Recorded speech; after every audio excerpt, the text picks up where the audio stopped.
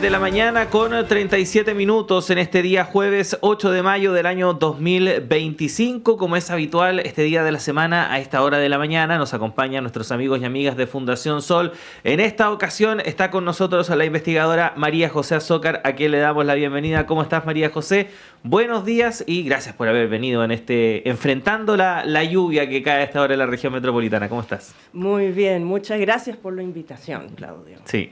María José, vamos a hablar de salario mínimo, porque de hecho por estos días ya comenzó la tramitación del proyecto de ley que reajusta este sueldo para el año 2025, luego de esta negociación previa, ¿no?, que se suele realizar entre el Ejecutivo y los representantes de la Central Unitaria de Trabajadores, en un contexto en el cual, por lo menos desde la CUT, se ha planteado no solo empezar a discutir respecto del salario mínimo, sino que también sobre la base de otros conceptos como el salario vital o que sea lo suficiente, o un salario que sea lo suficientemente apto para no solamente cumplir con lo mínimo que requiere una persona para vivir en un mes, sino que también abordar otros aspectos.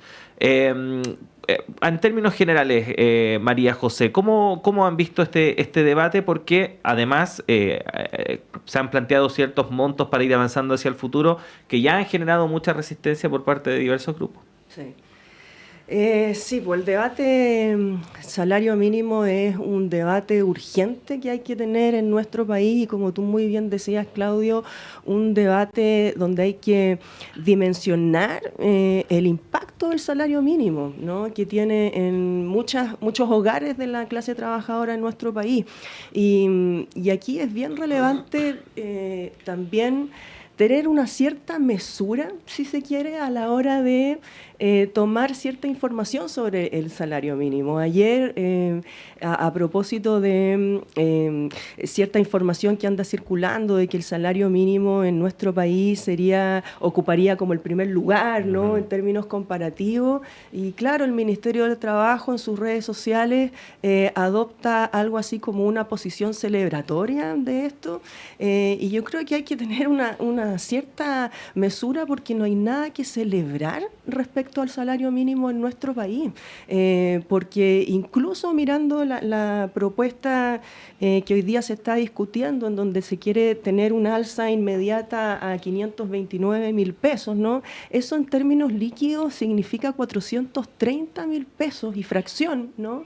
Y eso en términos bien concretos no permite a un hogar promedio en nuestro país salir de la pobreza, ¿no? Ese es como el peso, y me gustaría que las personas que nos están escuchando nos podamos sentar en esa idea. Entonces, para ir aquí explicando paso a paso, ¿no?, este punto, el salario mínimo, como decía antes, en términos concretos, esta propuesta de un alza de a 529.000 pesos son 430.000 pesos líquidos, y eso hoy día estaría impactando algo así como 940.000 personas que solo ¿no? Reciben el salario mínimo. Y además, aquí es importante desmitificar ciertas cuestiones que se habla del salario mínimo, que solamente sería un salario de entrada, ¿no?, que solamente tienen personas jóvenes.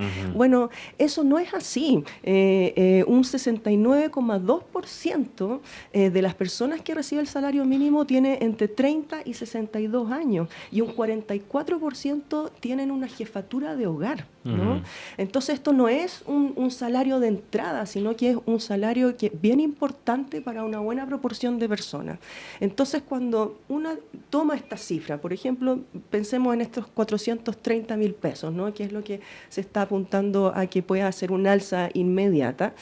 Esos 400.000 pesos líquidos, en lo concreto, si uno mira el gasto promedio de un hogar, ¿no?, de una persona, ese gasto promedio es de 998.000 pesos, 1 millón de pesos. Entonces, ese salario mínimo líquido dista mucho de ese gasto promedio por hogar. Ujú. Entonces, por eso es que aquí se habla mucho de la línea de la pobreza a la hora de hablar del salario mínimo. Y aquí es importante que cuando hablamos de línea de la pobreza, básicamente estamos hablando de los gastos que realiza el 20% de menores ingresos de nuestro país, ¿no? Es una línea de la pobreza que se ancla en una canasta de ese grupo de la población y luego se aplica un factor, ¿no? Entonces, cuando hablamos de línea de la pobreza de un hogar promedio de nuestro país, que es alrededor de 2,8 personas, 3 personas, la línea de la pobreza llega a 515.000 pesos y fracción. Entonces tenemos una propuesta de alza inmediata del salario mínimo que llegaría a 430.000 pesos, ¿no? Entonces, esa es la dimensión aquí que hay que tener a la hora de enfrentar este debate, y nos invita también a tener una reflexión mayor respecto a cómo se diseñan las políticas públicas en nuestro país, porque básicamente, por una parte, políticas públicas referidas al salario mínimo que impactan, ¿no?, a la clase trabajadora se anclan en criterios de pobreza, y en cambio políticas públicas que impactan a los súper ricos, a las personas de mayores ingresos, bueno, terminan subsidiando su riqueza. Un caso emblemático en esto es la reforma tributaria, ¿no es cierto? Hoy en día ese 0,01% de mayores ingresos tiene una tasa de impuestos efectivas menor que la clase trabajadora. Ahora, María José, a esto hay que sumar otros factores que impiden, por ejemplo, mejorar esta situación, en el sentido, bueno, partamos de la base también de que hay quienes dicen, bueno, es que esto afecta a un grupo muy pequeño de personas, pero el sueldo mínimo también impide que se puedan empujar otros salarios más hacia arriba también, porque la tasa de comparación es muy menor.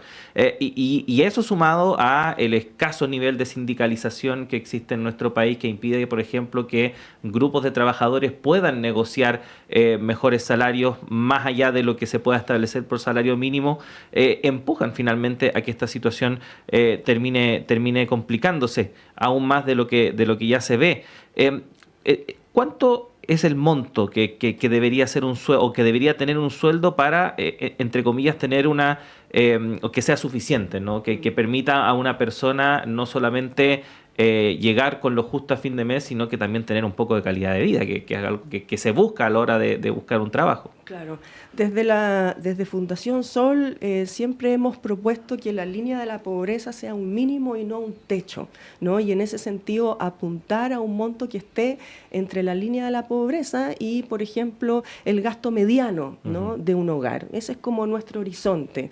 Y por otra parte, aquí también es bien relevante lo que tú decías antes, Claudio, que esto tampoco se puede centrar en que si el día de mañana, en la negociación, digamos, del salario mínimo, no se puede centrar en que si el día de mañana el Congreso nos da un ok o no. Aquí tiene que haber también otras reglas, ¿no?, para discutir la formación de salarios en nuestro país, porque como tú muy bien decías, el salario mínimo tiene un efecto faro en la economía, impulsa que el resto de los salarios también suban.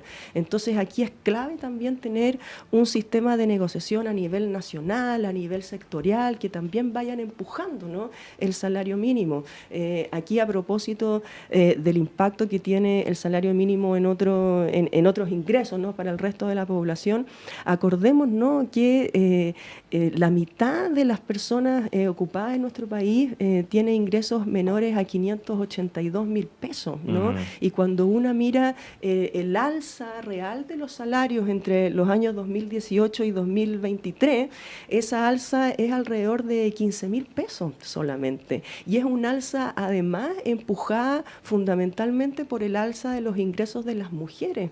Es decir, como no vivimos en una sociedad patriarcal y las mujeres reciben menos salario, es decir, es un alza en la parte baja de la distribución salarial. El alza real de los salarios para los hombres entre el año 2018 y 2023 es alrededor de 3.000 pesos, ¿no? Entonces aquí estamos hablando de una situación generalizada de bajos salarios en nuestro país.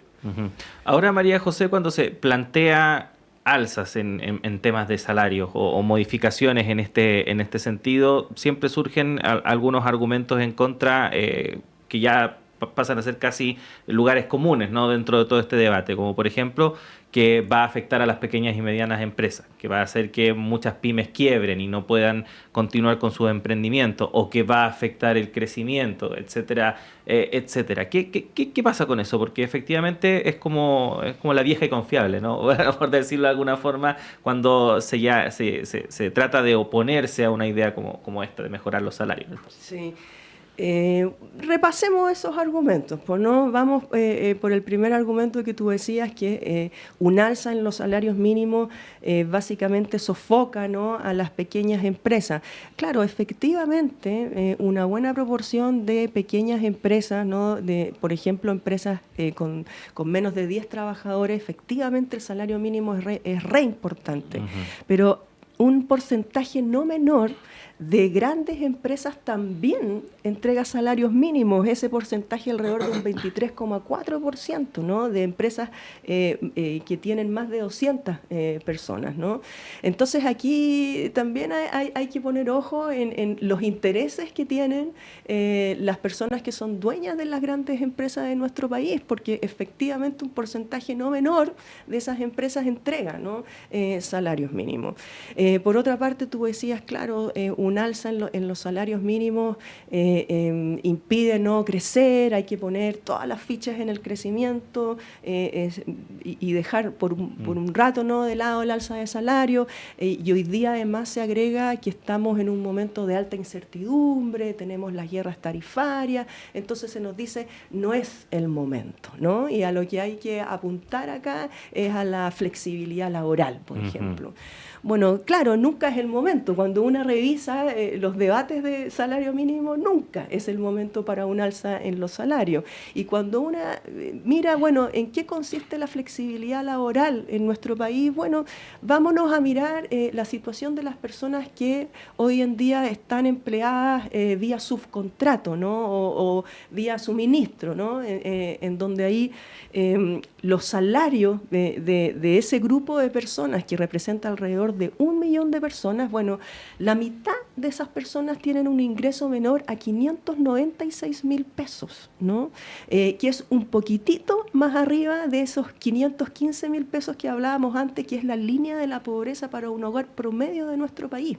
Entonces, en eso consiste la flexibilidad laboral en nuestro país, pagar salarios mínimos que están un poquitito más arriba, ¿no?, de la línea de la pobreza. Y no solamente eso, cuando hablamos de la situación de las personas que están contratadas vía subcontrato o suministro, además hay un diferencial, una brecha salarial bien importante cuando uno compara ese grupo de personas con quienes tienen un contrato directo. Esa brecha salarial es alrededor de 197.000 pesos, es un 27,5% de menos ingresos de quienes están subcontratadas. En la región metropolitana ese porcentaje sube a 56,4%. Entonces, cuando hablamos de flexibilidad laboral, en el fondo de lo que estamos hablando es de tener salarios bajos y además dividir a la clase trabajadora, ¿no?, entre trabajadores de primera y segunda categoría. Y hay otro argumento que me gustaría agregar, Claudio, en estas posiciones de algunas personas respecto a frenar el alza del salario mínimo, y que se ha hablado mucho de la productividad laboral en nuestro país, ¿no? Se dice que es totalmente improcedente el alza del salario mínimo porque Chile está estancado en su productividad laboral. Bueno, hagamos el ejercicio de mirar aquí la experiencia comparada, ¿no? Y miremos, por ejemplo, países en donde la productividad laboral ha ido progresivamente al alza. Estados Unidos es un país, ¿no? Y en general los países de ingresos altos. ¿Qué es lo que ha pasado en esos países? En particular, en el caso de Estados Unidos, desde el año 1979 en adelante, ha aumentado la diferencia entre el aumento de la productividad laboral y los salarios reales, el alza de los salarios reales de los trabajadores. Eso en la literatura en inglés se le llama como el Pay Productivity Gap, ¿no? Y eso desde el año 79 en Estados Unidos ha ido cada vez marcándose más, en países de altos ingresos desde el año 1999 en adelante. Entonces, ¿a qué nos invita esa reflexión? A decir, bueno, cuando hablamos de salario mínimo, en realidad no tiene que ver tanto quizás aquí con la productividad laboral, sino que tiene que ver con una tensión basal, ¿no? De las economías hoy día neoliberales, en donde cada vez más quienes son dueños de las grandes empresas se están apropiando, ¿no? De la contribución que hacen trabajadores respecto a la riqueza, ¿no? Generada. El caso de Estados Unidos aquí es alarmante. Allá el salario mínimo, ¿no? E insisto, allá la productividad laboral ha ido progresivamente al alza.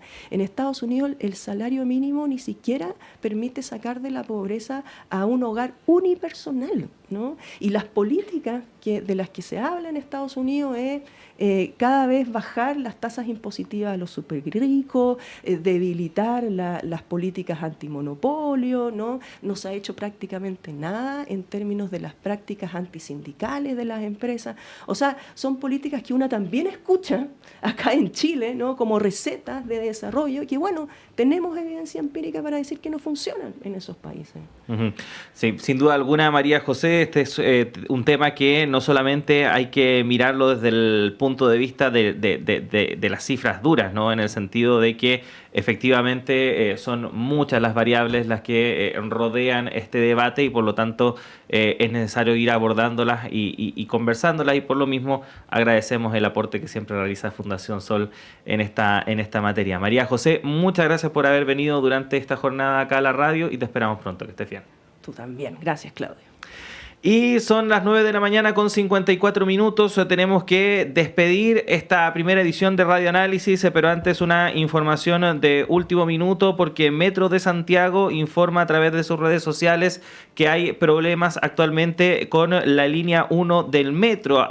Hay cerradas 4 estaciones: Estación La Moneda, Estación Universidad de Chile, Estación Santa Lucía y también Estación Universidad Católica. Estas estaciones están cerradas y sin detención de trenes por el momento. Si bien Metro de Santiago no ha dado información oficial respecto de qué provocó esta situación, sí, a través de redes sociales se pueden ver diversos videos en los cuales se muestra humo que emana de uno de estos carros, uno de estos trenes que circulan por la línea 1 del metro, y que al parecer eso habría provocado entonces este cierre de estas 4 estaciones: Universidad Católica, también Estación Moneda, Universidad de Chile y Santa Lucía. Vamos a estar informando más a través de nuestro diario electrónico radio.chile.cl y también en nuestros boletines informativos. Siga nuestra sintonía, ya llega Nicolás Rojas y Semáforo a las 13 horas. Más noticias en la segunda edición de Radio Análisis junto a Diana Porras. Que estén muy bien.